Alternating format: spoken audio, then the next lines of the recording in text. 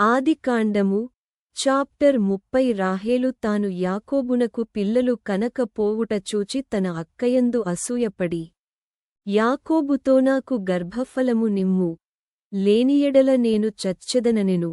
యాకోబు కోపము రాహేలు మీద రగులుకొనగా అతడు నేను నీకు గర్భఫలమును ఇయ్యకపోయిన దేవునికి ప్రతిగా నున్నానా అనెను.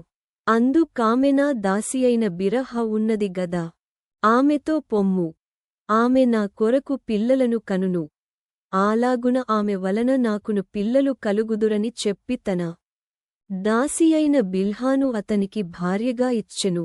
యాకోబు ఆమెతో పోగా బిల్హా గర్భవతియై యాకోబునకు కుమారుని కనెను. అప్పుడు రాహేలు దేవుడు నాకు తీర్పు తీర్చెను, ఆయన నా మొరను విని నాకు కుమారుని దయ చేసెననుకొని అతనికి దాను అని పేరు పెట్టెను. రాహేలు దాసియైన బిల్హా తిరిగి గర్భవతియై యాకోబుకు రెండవ కుమారుని కనెను. అప్పుడు రాహేలు దేవుని కృప విషయమై నా అక్కతో పోరాడి గెలిచితిననుకొని అతనికి నఫ్తాలి అను పేరు పెట్టెను. లేయా తనకు కానుపు ఉడుగుట చూచి తన దాసియైన జిల్పాను తీసుకొని యాకోబునకు ఆమెను భార్యగా ఇచ్చెను. లేయా దాసియైన జిల్పా యాకోబునకు కుమారుని కనగా లేయా ఇది అదృష్టమే గదా అనుకొని అతనికి గాదు అను పేరు పెట్టెను. లేయా దాసియైన జిల్పా యాకోబునకు రెండవ కుమారుని కనగా లేయా నేను భాగ్యవంతురాలను స్త్రీలు నన్ను భాగ్యవతి అందురు గదా అని అతనికి ఆషేరు అను పేరు పెట్టెను. గోధుమల కోతకాలములో రూబేను వెళ్లి పొలములో పుత్రదాత వృక్షపు పండ్లు చూచి తన తల్లియైన లేయాకు తెచ్చి ఇచ్చెను. అప్పుడు రాహేలుని కుమారుని పుత్రదాతవృక్షపు పండ్లలో కొన్ని నాకు దయచేయుమని లేయాతో అనగా ఆమె నా భర్తను తీసుకొంటివే అది చాలదా? ఇప్పుడు నా కుమారుని పుత్రదాత వృక్షపు పండ్లను తీసుకొందువా అని చెప్పెను.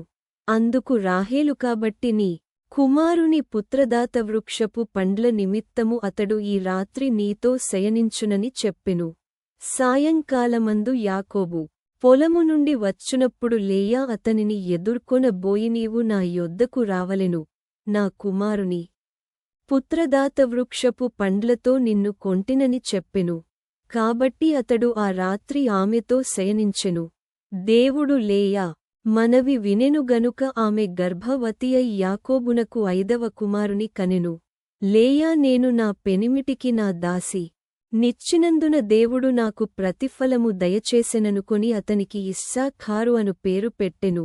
లేయా మరల గర్భవతియై యాకోబునకు ఆరవ కుమారుని కనెను. అప్పుడు లేయా దేవుడు మంచి బహుమతి నాకు దయచేసెను, నా పెనిమిటికి ఆరుగురు కుమారులను కనియున్నాను గనుక అతడికను నాతో కాపురము చేయుననుకొని అతనికి జెబూలూను అను పేమా తరువాత ఆమె కుమార్తెను కని ఆమెకు దీనా అను పేరు పెట్టెను. దేవుడు రాహేలును జ్ఞాపకము చేసుకొని ఆమె మనవి విని ఆమె గర్భము తెరిచెను. అప్పుడామె గర్భవతియై కుమారుని కనిదేవుడు నాని యదా తొలగించెననుకొనెను. మరియు ఆమె యెహోవా మరియొక కుమారుని నాకు దయచేయునుగాక అనుకొని అతనికి యోసేపు అను పేరు పెట్టెను.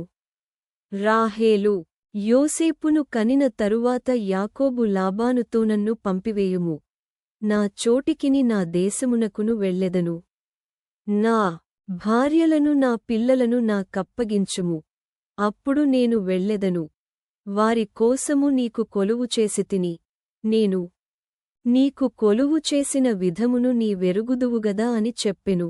అందుకు లాబాను అతనితోని కటాక్షము నా మీదనున్న ఎడల నా మాట వినుము, నిన్ను బట్టి యెహోవా నన్ను ఆశీర్వదించెనని శకునము చూచి తెలిసికొంటినని చెప్పెను.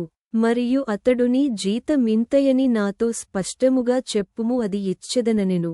అందుకు యాకోబు అతని చూచి నేను నీకెట్లు కొలువు చేసితినో నీ మందలు నాయొద్ద ఎట్లుండెనో అది నీకు తెలియును, నేను రాకమునుపు నీకుండినది కొంచెమే, అయితే అది బహుగా అభివృద్ధి పొందెను. నేను పాదము పెట్టిన చోటెల్ల యెహోవా నిన్ను ఆశీర్వదించెను.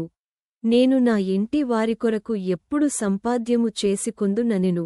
అప్పుడతడు నేను నీకేమి ఇయ్యవలెనని యడిగినందుకు యాకోబు నీవు నాకేమియు ఇయ్యవద్దు, నీవు నాకొరకు ఈ విధముగా చేసిన ఎడల నేను తిరిగి నీ మందను మేపి కాచెదను. నేడు నేను నీ మంద అంతటిలో నడచి చూచి పొడలైనను మచ్చలైనను గల ప్రతి గొర్రెపిల్లలలో నల్లని ప్రతిదానిని, మేకలలో మచ్చలైనను పొడలైనను గలవాటిని వేరుపరచెదను. అట్టివి నాకు జీతమగును. ఇకమీదట నాకు రావలసిన జీతమును గూర్చి నీవు చూడవచ్చినప్పుడు నా న్యాయప్రవర్తనయే నాకు సాక్ష్యమగును. మేకలలో పొడలైనను మచ్చలైనను లేనివన్నియూ, గొర్రెపిల్లలలో నలుపు లేనివన్నియు నా యొద్దనున్న ఎడల నేను దొంగిలితినని చెప్పవచ్చుననెను. అందుకు లాబాను మంచిది, నీ మాట చొప్పుననే కాని మమ్మనెను. ఆ దినమున లాబాను చారయైనను మచ్చయైనను గల మేకపోతులను, పొడలైనను మచ్చలైనను గల పెంటిమేకలన్నిటినీ, కొంచెము తెలుపుగల ప్రతిదానిని గొర్రెపిల్లలలో నల్లవాటి నన్నిటిని వేరుచేసి తన కుమారుల చేతి కప్పగించి తనకును యాకోబునకును మధ్య 3 దినముల ప్రయాణమంత దూరము పెట్టెను. లాబాను యొక్క మిగిలిన మందను యాకోబు మేపుచుండెను. యాకోబు చినారు జంగి సాలు అను చెట్ల చువ్వలను తీసుకొని ఆ చువ్వలలో తెల్లచారలు కనబడునట్లు అక్కడక్కడ వాటి తొక్కలు ఒలిచి మందలు నీళ్లు త్రాగ వచ్చినప్పుడు అవి చూలు కట్టుటకు అతడు తాను ఒలిచిన చువ్వలను మందలు త్రాగుటకు వచ్చు కాలువలలోను నీళ్లగాళ్లలోనూ వాటి ఎదుట పెట్టగా మందలు ఆ చువ్వల ఎదుట చూలు కట్టి చారలైనను పొడలైనను మచ్చలైనను గల పిల్లలను ఈనెను. యాకోబు ఆ గొర్రెపిల్లలను వేరుచేసి చారలుగల వాటి తట్టును లాబాను మందలలో నల్లని వాటి తట్టును మందల ముఖములు త్రిప్పి తన మందలను లాబాను మందలతో నుంచక వాటిని వేరుగా ఉంచెను. మందలో బలమైనవి చూలు కట్టినప్పుడెల్లను అవి ఆ చువ్వల ఎదుట చూలు కట్టునట్లు యాకోబు మంద కన్నుల ఎదుట కాలువలలో ఆ చువ్వలు పెట్టెను. మంద బలహీనమైనప్పుడు పెట్టలేదు. అట్లు బలహీనమైనవి లాబానుకును బలమైనవి యాకోబునకును వచ్చెను.